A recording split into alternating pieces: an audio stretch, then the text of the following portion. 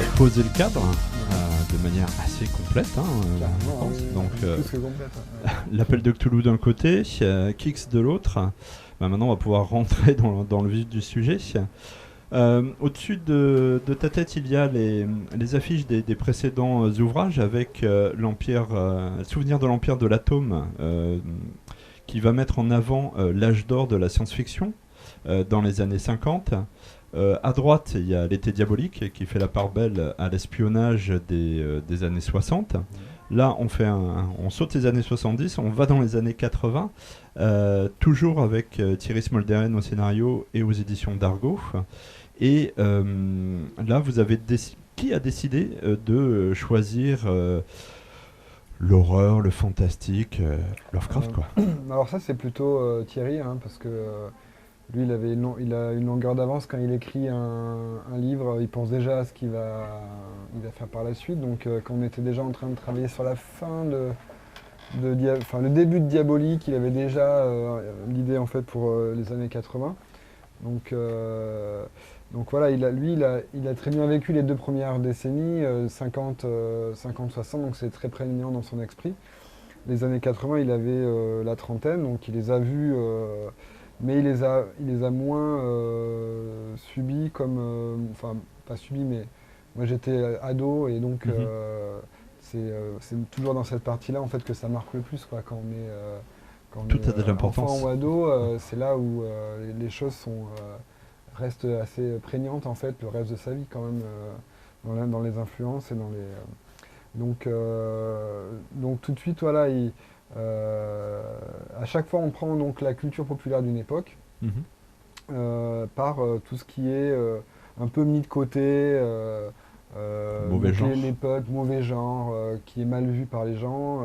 Mais on se rend compte quelques années plus tard, ou quelques décennies plus tard, que ça a influencé un grand nombre de créateurs, que beaucoup de gens en lisaient en cachette et finalement, avec le recul, se disent « Ah oui, moi j'en lisais quand j'étais petit, mais c'est vrai que je m'autorise à continuer à en lire maintenant. Ou alors oui, et puis effectivement, donc on voit même au cinéma et ainsi de suite, beaucoup de créateurs sont influencés par cette pop culture très forte, quoi. Et donc c'était normal que sur les années 80, on s'intéresse à ces deux fers de lance, quoi, qui étaient le jeu vidéo et le JDR. Voilà. Pardon. Donc bien sûr, alors Thierry, c'est quand même lui, ça vient de lui, tout ça. Moi après, j'ai plus transposé le décor dans ce que j'avais plus vécu, donc avec un petit peu de recul, parce que moi j'étais plus des années 90, donc je l'ai un peu transposé dans les années 80, mais oui, l'idée c'est toujours pas de prendre les premières influences les plus visibles et les plus majeures. On aurait pu on va dire Donjons et Dragons et Mario Kart, mais non, justement, l'idée c'était de trouver... on est toujours sur travailler sur l'imaginaire. Donc dans les années 50, c'est l'imaginaire sur la science-fiction, c'est comment l'imaginaire se vit à travers la vie de Paul, donc quelqu'un qui travaille pour le Pentagone et qui a été choqué dans son enfance et qui s'est réfugié dans un monde imaginaire. Donc c'est plutôt une sorte de pathologie, il vit son imaginaire à travers une pathologie. Dans les années 60, on est dans l'espionnage, on est dans le mensonge en fait. Pour ceux qui l'ont déjà lu ou pas, je ne sais pas trop spoiler, mais on est sur un père en fait qui ment en fait sur son image, et son fils va se faire tout un imaginaire autour de la personne de son père. Et là on est dans l'imaginaire qui rend fou, qui rapproche de la folie, ou oui ou non, ou qui est à la frontière de deux, quoi. C'est un peu... Il y a beaucoup de porosité là, dans cet album-là, entre ce qui est réel, ce qui est du fantasme, ce qui est de l'approche ludique. Enfin, on a... justement, alors c'est là où ça se rapproche de Lovecraft, c'est qu'on essaie d'avoir ce côté-là où, justement, dans les personnages des romans de Lovecraft, on part sur des bases de réel. C'est des gens assez férus, des mathématiciens ou des étudiants, qui se retrouvent confrontés à des choses un petit peu étranges au fur et à mesure et qui vont se prendre à ce jeu-là. Et finalement, on ne sait plus très bien si ils ont versé dans la folie, s'ils ont imaginé tout ça, et voilà, c'est toujours autour de cet imaginaire-là. Et donc là, du coup, on a gardé cet hommage un peu à Lovecraft dans cette façon d'écrire, quoi. Et donc, je pense que le Kix, alors c'est Thierry qui jouait à ce jeu-là, et il a vu, il faudrait poser la question plutôt à lui, mais il explique un petit peu dans le petit dossier qu'on a fait à la fin. Alors, je sais, au niveau programmation, il faudrait qu'on comprenne un peu comment les gens de l'époque travaillaient, mais c'est ça, l'idée, c'est que c'est une espèce d'ersatz en fait qui travaille, qui réfléchit tout seul, qui a une sorte de. Tu as réussi à en faire un personnage à part. Enfin, vous avez réussi à faire un personnage à part entière tous les deux. Mais les programmateurs de ce genre de personnages, de Kix, quoi, jouent un peu sur le côté. Arrivent à faire un objet qui vit un petit peu par lui-même, qui a une présence vitale. En fait, c'est complètement aléatoire dans le jeu. Aléatoire. Si tu veux, il est programmé de manière dite aléatoire, mais c'est vrai que t'en viens, et c'est ce que disent les joueurs de l'époque, c'est que à force de jouer, les joueurs le disent, ils ont l'impression que le Kix a une conscience propre dans le jeu, et ils disent mais c'est pas possible. Enfin, on joue contre lui alors que lui ne fait que son chemin sur l'écran. C'est un début d'intelligence artificielle, la façon dont c'est créé? Non, même pas. Vraiment, le Kix, c'est vraiment, si tu veux, c'est juste que de l'aléatoire, donc c'est que du code. On n'est même pas sur une IA ou sur rien, c'est codé. C'est juste la force de celui-là. Je pense que c'est pour ça qu'il a plu. C'est de réussir à donner l'impression aux joueurs à l'époque, et dès 81. Mais on peut finir par essayer de comprendre sa logique quand même. Et exactement. Tu vois, ce que Manu a trouvé là, là quand on le regarde jouer, on a l'impression que c'est hyper facile. C'est-à-dire qu'à chaque fois, il arrive à bloquer le Kix. Si c'était aussi simple que ça, il a fini par percer un peu le. Il y a des mecs, forcément, quand ils ont passé, je sais pas, 6 mois de leur vie, on en arrive là, mais c'est encore le cas pour plein de jeux actuellement. Donc, mais c'est vrai qu'à l'époque, il y avait vraiment cette impression de se dire, quand quelqu'un joue pour la première fois, attends, il me suit. Oui, on projette finalement. Il ne suit pas, donc c'est intéressant. Du coup, voilà, c'était intéressant de mêler du coup, ces deux parties de la pop culture dans cette espèce de jeu vidéo qui, typiquement, Cthulhu, les monstres de Lovecraft, pénètrent l'imaginaire des lecteurs ou des personnages par n'importe quelle bible. Ça peut être un coin noir qu'on voit dans le haut d'un plafond. Ça peut être n'importe quel objet ou même un objet étrange. Et donc le Kix pourrait très bien être une sorte d'avatar d'un monstre de Cthulhu, quoi. Donc voilà, c'est un peu notre parti pris, quoi. C'était deux univers que tu connaissais, rôliste moi j'ai pas joué à l'appel de Cthulhu, mais j'ai joué à plein de jeux différents, jeux de vampires, tout ce qui est autour des jeux de vampires. Les Warhammer, plein de jeux, on a essayé plein de trucs divers et variés. On n'était pas très à cheval sur les règles, mais l'idée c'était toujours à chaque fois. Ouais, voilà, c'est ça. C'est pour ça qu'il y a peut-être des erreurs de règles dans le Cthulhu, mais je suis pas allé voir exactement tous les. Ensemble, une histoire sympa. C'est ça. Le but c'est de s'amuser. En général, dans la plupart des livres de base, maintenant, même avant, ils disaient si les règles sont trop compliquées ou que il y a trop. Le but, c'est de se marier. C'est ça, de se marier ou de voyager ou de créer une histoire ensemble. Donc voilà, ça a toujours été le leitmotiv avec mes potes qui sont plus ou moins aussi dans les personnages de l'histoire, à différents niveaux. Oui, donc l'univers de Lovecraft, j'avais lu quelques nouvelles. Dans l'indicible, en fait, c'est ce que je trouvais que c'est quand même quelque chose de très littéraire. En fait, ce qui a toujours intrigué les dessinateurs, c'est le fait que c'est très littéraire et on parle de choses qu'on ne peut pas décrire comme ça. On peut le faire souvent qu'en littérature. C'est pour ça qu'il y a peut-être très peu d'adaptations films en cinéma. Il y a eu beaucoup d'illustrateurs qui ont fait des images super magnifiques sur l'univers de Cthulhu, mais en fait, c'est presque du travail impossible, quoi. C'est pas évident. Après, le fait est que l'indicible, c'est quelque chose, encore une fois, qu'on ne peut pas. Faut pas confondre l'indicible de Lovecraft avec juste quelque chose où il arrive et je peux pas le dire. il y a un truc, mais je sais pas comment. Non, au il contraire, arrive à le décrire c'est de pour ça que façon... c'est pour ça que c'est intéressant, c'est que parfois, en fait, l'indicible, ça va passer par une description de la hyper sensation. précise. Ouais. C'est ça. Hyper précise et hyper fouillée, hyper détaillée. Dans l'album, là, comment quels ont été tes choix pour justement restituer toute cette ambiance quelle grammaire as-tu utilisé pour les ambiances horrifiques et ainsi de suite. Il y a plein de niveaux différents. Hein. Il y a le niveau un peu jeu de rôle au début,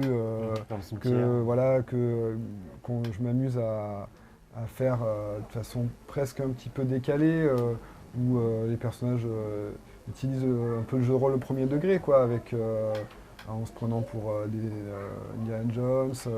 Parce qu'il peut y avoir aussi ce côté-là, il peut y avoir le côté hyper ludique où on peut faire n'importe quoi, on décide de jouer, de suivre l'histoire en fait qui nous est contée, mais aussi de passer une soirée de rigolade et partir sur le côté, quoi. Ça dépend de la forte attractivité du MJ, voilà. C'est un peu dur au début d'ailleurs. Hein. Quand aussi il touche la porte, voilà, t'es mort. Ouais, mais nous on avait des MJ impitoyables, hein. C'est des souvenirs. Mais alors oui, donc il y a le côté noir et blanc, parce que une des références de Thierry, c'est qu'il avait calqué ça avec l'histoire de Charlot et ainsi de suite. Donc il y a tout un truc ça. Donc en fait c'est assez marrant parce que vous parlez des films là qui sont en train de s'être faits en noir et blanc, justement, pour calquer aussi l'atmosphère des années 20, des premiers films de cinéma, et peut-être justement qui se rapproche aussi de ce côté indicible.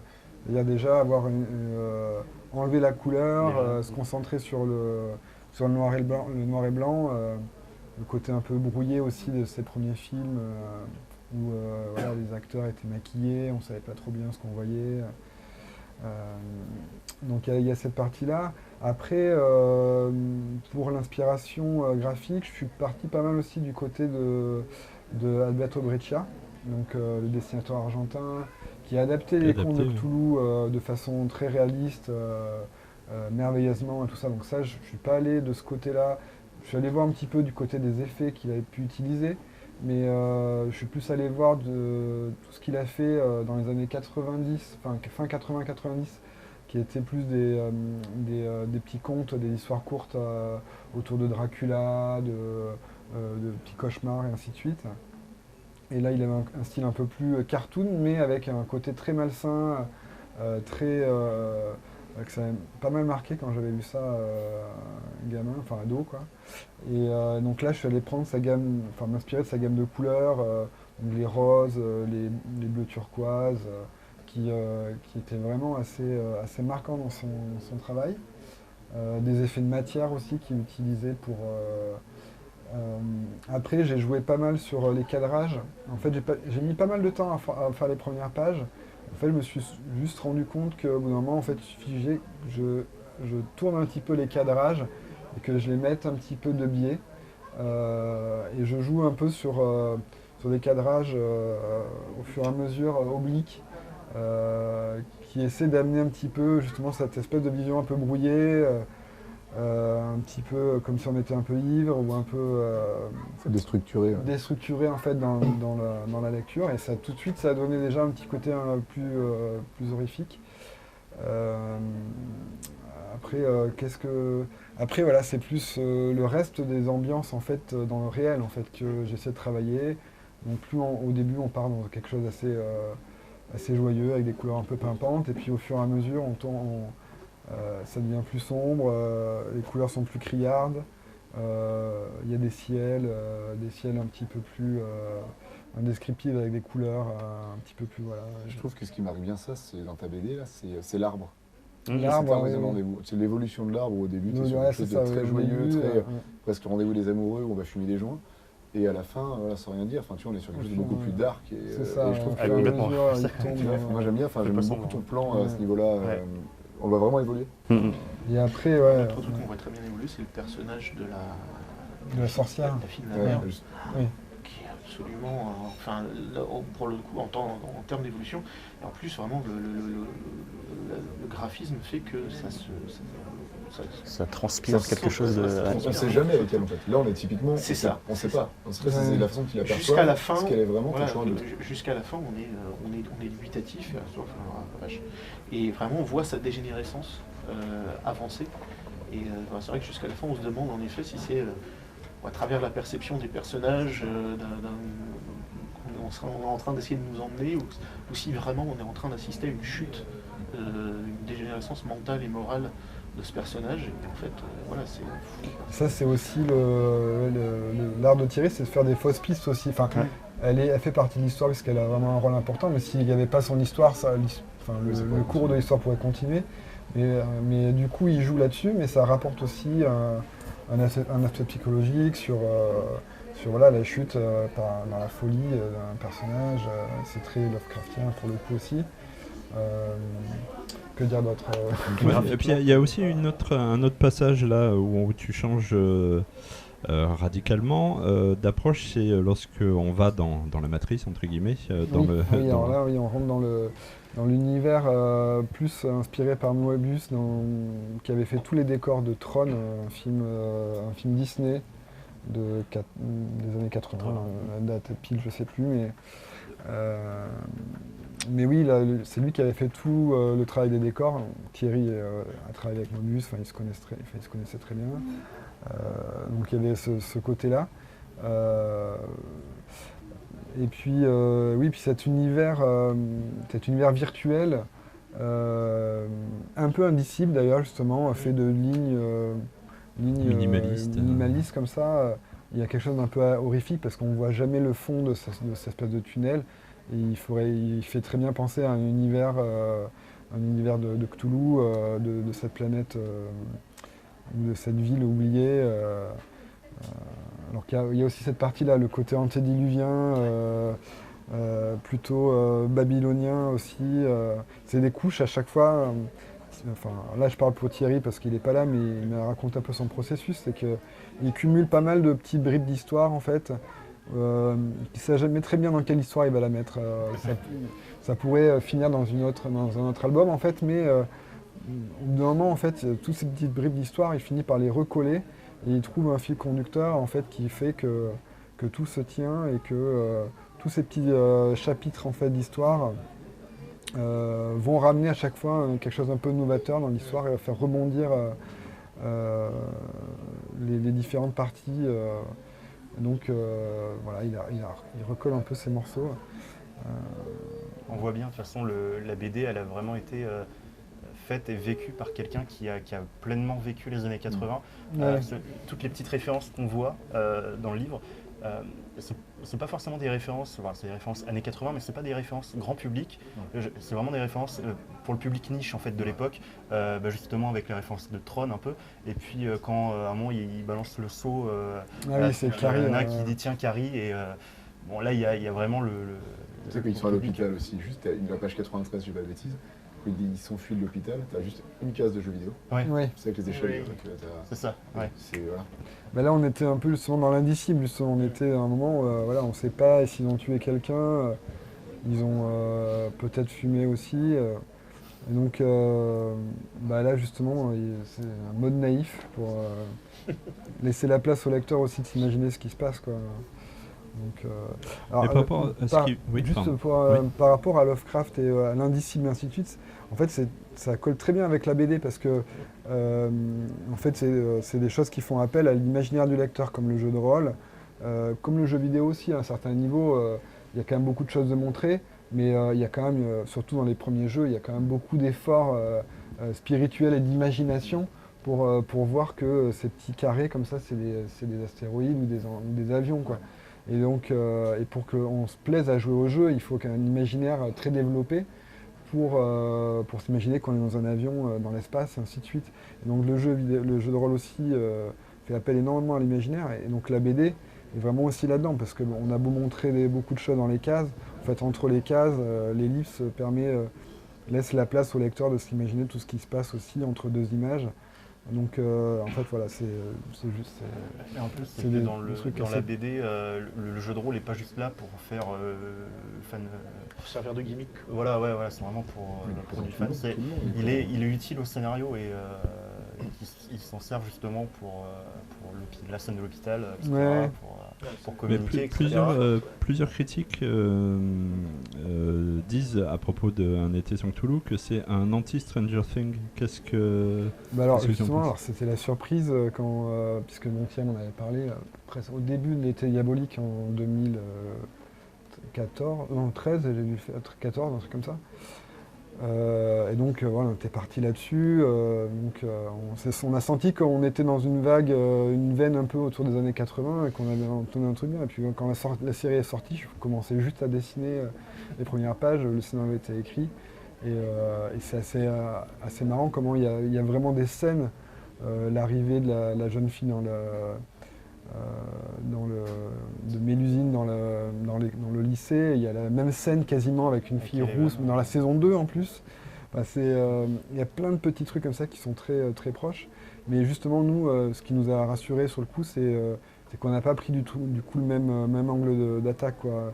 Ils sont restés quand même dans la partie très référence Spielberg, les Goonies, Donjons et Dragons. Voilà, ils ont pris vraiment les références un peu premier degré.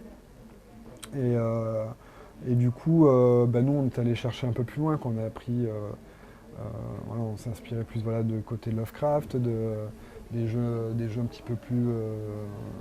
Il y en a un, c'est vraiment la pop culture pour tout le monde. C'est ça. Tandis Et que les autres, c'est pour ceux qui l'ont l'autre, vécu. on est sur le public de niche, en effet. Après, voilà, il faut que ça... Mais enfin voilà, du coup, on s'est bien amusé à le faire, en tout cas. Ça s'est vu dans Stranger Things où justement les premières scènes, je crois, de la série, c'est ils font du jeu de rôle dans leur cave. Mais après, il n'y a plus ce truc de jeu de rôle en fait, ça reste juste un petit. Dans les années 80. Il y a plein de trucs qui sont des gimmicks en fait. C'est ça, c'est dans les années 80, le jeu de rôle, aux États-Unis, c'était cool. Il y avait des pubs de jeux de rôle à la télé dans les années 80. Pareil dans le film E.T., où Elliot part chercher la pizza, etc. Oui, carrément. Les ados, c'est en train de faire du Donjons et Dragons sur la table de la cuisine, quoi. Enfin, c'était. Maintenant, il y a la référence. Jumanji, tout ça, tu vois. Ouais. Alors le jeu vidéo E.T., donc a participé au crash. Non, mais je pense qu'on n'a pas du tout les mêmes. Enfin, même si on peut parler de choses très, très parallèles, en fait, je pense qu'en France ou en Europe, on n'a pas vécu les années 80 exactement pareil, même si on a des influences qui peuvent être très mondiales. On a notre passé historique. Peut-être que l'appel de Cthulhu a vraiment beaucoup plus marché en Europe parce qu'on a aussi un historique de littérature, de Maupassant, de Théophile Gautier, autour de la littérature fantastique qui était déjà... on étudiait ça au lycée, donc quand on découvre Lovecraft au lycée, c'est parallèle, quoi. Et donc tout ça, j'ai des copains qui faisaient du Cthulhu, mais avec des passages de Maupassant ou de Lautréamont. Donc c'était... On a une pratique aussi de Cthulhu, en tout cas pour le JDR, on a une pratique de l'appel de Cthulhu, je pense, qui est différente de celle des Américains. Aussi bien quand je regarde les actual plays américains que quand on regarde ne serait-ce que la gamme qui est produite, parce que les éditions Sans Détour... Ils ont fait un gros travail déjà créatif. Ils ont fait un gros travail créatif. En plus, ils ne se sont pas contentés juste de prendre la licence, de l'adapter en français. Ils ont vraiment, ils ont intégralement refait les illustrations, la mise en page, vraiment la DA entière a été refaite. Et il y a dans la gamme l'appel de Cthulhu française, il y a des choses qui sont purement, au moins européennes, qui n'existent pas. C'est pas des traductions. Notamment, il y a un bouquin mais qui est épais comme ça, qui s'appelle Forensique et criminalistique, qui parle aussi bien justement des techniques de police scientifique, etc., qui dresse des portraits de tueurs en série, qui propose des scénarios originaux en rapport avec ça et autres. On a vraiment ici une pratique qui est totalement différente et qui est très, très culturelle, en effet, comme tu dis, qui est très, très empreinte aussi de notre culture à nous, quoi. Pour le coup, c'est un jeu américain, mais qu'on s'est totalement approprié. D'ailleurs, les Américains louchaient beaucoup sur nous à la fin de ces dernières années. Les Américains louchaient beaucoup sur le jeu de rôle adapté en français, tellement la qualité était belle. Louchaient pas mal sur le contenu français, ils auraient bien aimé en rapporter un bout, quoi. Et je pense qu'aussi le côté européen a toujours fasciné les Américains qui sont des Européens, le vieux pas continent, tous, mais le vieux continent. le médiéval américain a toujours été, l'époque victorienne, voilà, été vachement travaillé, quoi. Mais nous, on vit dedans, quelque part. On se balade dans une ville comme Nantes ou comme Paris. On a tous les décors, en fait, qui sont décrits dans ces jeux. Moi, on jouait dans une petite ville, à Collonges-la-Rouge, qui est une petite ville médiévale. Et on jouait ça en hiver. Donc, quand on sortait le matin, après avoir passé la nuit à jouer, on sortait dans les rues avec la brume. On était dans un univers de jeu de rôle, quoi. La frontière était toujours prégnante, quoi. Donc, on n'a pas le recul, je pense, par rapport effectivement aux Américains. C'est ça, pour eux, c'est du fantasme pur et dur, quoi. Déjà. Plus de l'exotisme. On a évoqué le sujet et dans l'album, il y a une affaire criminelle, disons-le. Et quand on lit, quand on a vécu cette période-là et qu'on lit cet album-là, on ne peut pas s'empêcher de penser à ce dont on parlait, l'affaire de Carpentras, Mireille Dumas et son émission, toutes les affaires qu'on a voulu rattacher au jeu de rôle, mais avec un décalage temporel, parce qu'effectivement on est plutôt dans les années 90. Alors, plusieurs questions, c'est comment tu as géré cet aspect-là, et est-ce que ça vient du fait que Thierry et toi, vous n'êtes pas tout à fait de la même génération? Non, ça c'était aussi pareil dans son histoire à lui. Lui, il s'est inspiré d'autres faits divers aussi marquants, de massacres et ainsi de suite, qui n'étaient pas forcément liés au jeu de rôle. Mais bon, il a raccroché ça suite à ce qui a pu se passer dans les années 90, parce que du coup, on était dans la thématique, donc il a un petit peu débordé peut-être sur le temps. Mais il y avait déjà pas mal d'affaires un peu de ce genre. Lui, il était en Belgique à cette époque-là. Il y avait pas mal dans les villages autour de chez lui des affaires de pédophilie, de meurtres scabreux dans le nord de la France, et ainsi de suite. Donc voilà, en fait, tout ça, ça l'a... En fait, il y a ici plus l'insertion du fait divers que des affaires de jeu de rôle. Exactement. Du coup, forcément, oui, il y avait un embrayage là-dessus. Donc, du coup, ça ramène un petit peu vers la réalité, quoi. Du coup, au moment de l'histoire, en fait, où ça bascule, les personnages sont déjà un petit peu partis dans l'étrange, et là, du coup, c'est un retour à la réalité très brusque. Puis voilà, donc, je me suis bien amusé aussi à travailler le personnage du policier, là, un petit peu.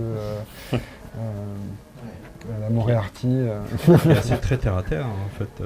Oui, d'un seul coup, ça revient au terre à terre. Là, c'est toute l'ambiance du commissariat. Je me suis plus inspiré de films de cette époque-là, de Garde à vue, de films avec Michel Serrault et de Ventura. Enfin voilà. Donc voilà, je suis reparti. C'est plus là les références cinéma là-dedans. Pour la scène du café, du bar, tu t'es pas inspiré de Retour à le futur par hasard? Alors le bar, c'est le bar de Retour à le futur un peu. L'exposition, le comptoir, puis avec la borne d'arcade juste à côté, tout à fait. Oui, ce qui est déjà aussi notre référence. Eux, c'est déjà une référence aux années 80 dans Retour à le futur. On s'est amusé à le placer comme ça aussi. Un truc que j'ai bien aimé, qui était bien traité, c'était la journaliste, justement, et le fait que la façon dont elle traite l'affaire, en fait, justement, qui ressemble pas mal certainement à la façon dont les choses sont faites. C'est-à-dire qu'en fait, elle arrive, elle a un fait à couvrir, elle a besoin de faire un papier, il y a une pression derrière, il y a une certaine pression éditoriale derrière, etc. Il y a ses patrons. Et elle a un logiciel de pensée. Elle fait le déroulé. Voilà, elle a un déroulé. Alors elle est certainement plus ou moins influencée par justement les affaires américaines et donc le logiciel narratif des médias américains de l'époque. Et dès qu'on lui dit JDR, elle fait voilà, c'est bon. Hop. Et elle va pas refaire son papier et direct les mecs ont même pas le temps de la rattraper et en fait elle attend même pas le résultat des procès, le résultat de l'enquête, etc. Et elle fait son papier immédiatement. Et c'est ce qu'on a vu qui s'est passé en fait avec l'emballement médiatique autour de Carpentras notamment. C'est-à-dire que Carpentras au début, il y a eu quand même les partis politiques se se sont accusés les uns les autres, hein, parce que voilà, c'était... Il y avait un truc du FN, il y avait machin, il y avait tout un tas de trucs. À un moment donné, il y en a même qui ont parlé d'un complot palestinien, enfin tout un tas de trucs. Et en fait, pendant quelques temps, de 90 à 94, ça n'a pas forcément fait parler de lui. Et à un moment donné, quand vraiment on a commencé à être imprégné de cette narration américaine, dès qu'on a entendu qu'il y a eu un premier témoignage sur le jeu de rôle, immédiatement en fait ça a été l'emballement et c'est à partir de là que c'est parti, quoi. Et en fait c'était vraiment on sent bien que c'était vraiment des journalistes qui avaient besoin de pondre un papier, qui avaient besoin de meubler du temps d'antenne. Et à un moment donné l'affaire de Carpentras ça revenait régulièrement, mais au final il ne se passait pas grand chose. Et d'un seul coup, ça y est, on peut coller la narration. Alors on va changer les bouts parce que le satanisme en France ça n'avait pas pris, mais et du coup, en fait, à partir de là, voilà, et je trouve que c'est très bien rendu. Il y a plein de parallèles aussi, parce qu'il y avait aussi la culture gothique qui commençait à arriver avec la musique. Il y a les mangas aussi. C'est plutôt justement même ce que Thierry se souvient très bien de cette époque. Il était monté un peu au créneau à l'époque parce que c'est Ségolène Royal qui avait dénoncé les mangas sur le Club Dorothée. Et à cette époque-là, Thierry, lui, il voyait apparaître les mangas en BD et ainsi de suite, quoi. Et il avait fait des papiers aussi à cette époque pour dire la grossièreté en fait, de cette idée-là. Donc à chaque fois, voilà, on est un peu dans cette période où les gens d'une certaine génération ont été dépassés par l'arrivée de nouvelles influences. Et voilà, c'est-à-dire que c'était des nouvelles choses. Et c'est vrai que c'est l'époque où on a eu la fameuse couverture de Télérama avec sur une moitié de couverture le côté droit du visage de Goldorak et sur le côté gauche du visage d'Hitler, qui a été mis en parallèle comme ça, on comprend en première page de Télérama, c'était quand même... Et en fait, voilà, c'est comme chaque nouveauté de cette époque-là, en fait. Derrière, de toute façon, ce qui a permis aussi au JDR d'être un peu plus tranquille, c'est quand on a commencé à parler jeux vidéo, quand il y a eu les dangers d'Internet, quand il y a eu, etc. Donc en fait, il y a eu une nouvelle cible, qui est toujours un nouveau truc, plus intéressante, plus sulfureuse, etc. Ça a été abandonné. Et finalement, en fait, c'est jamais que un cycle. Quand c'est quelque chose du grand public, en fait, qui n'est pas connu du grand public, du coup, on ne connaît pas, donc c'est potentiellement le danger, et puis ça fait peur. Nous remercie toujours Internet, comme ça il nous lâche. Voilà. Ouais. Alors une petite question pour conclure, là, pour nous projeter dans l'avenir. Qu'est-ce que ça va être justement les prochains projets ? Pour l'instant, moi j'ai un livre que je suis en train d'écrire. Et donc je fais le scénario et dessin, et puis on réfléchit bien sûr tous les deux encore à d'autres histoires, peut-être pas forcément autour des décennies, mais autour d'autres. Voilà, on se laisse libre cours à plein de perspectives, quoi. Il nous manquait 70 là, je sais que celui d'avant c'est 67. On était inspiré par les 80, donc on est tout de suite passé à 80, quoi. 70 peut-être qu'on pourra y revenir a posteriori, je sais pas si on trouve vraiment la bonne. Pourquoi pas, ouais, il y a toute cette partie-là, il y a le côté... il pourrait y avoir ça aussi. Ça. Non, mais je sais, il y a plein de... On peut trouver plein d'histoires, mais il ne faut pas que ce soit systématique, quoi. Il faut toujours qu'on trouve les bonnes références qui collent, et une envie.